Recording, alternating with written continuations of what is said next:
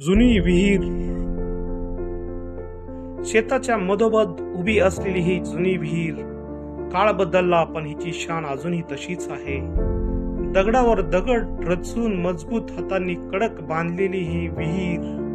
याचा कडेडा ना सिमेंटची जास्त चमक ना मशीनचा आवाज, फक्त कष्ट, घाम आणि जुन्या काळाची ताकद.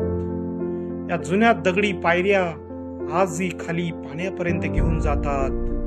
कितीतरी पावसाळे पाहिले, कितीतरी उन्हाळे सहन केले, पण अजूनही अभिमानाने उभ्या आहेत या जुन्या विहिरी.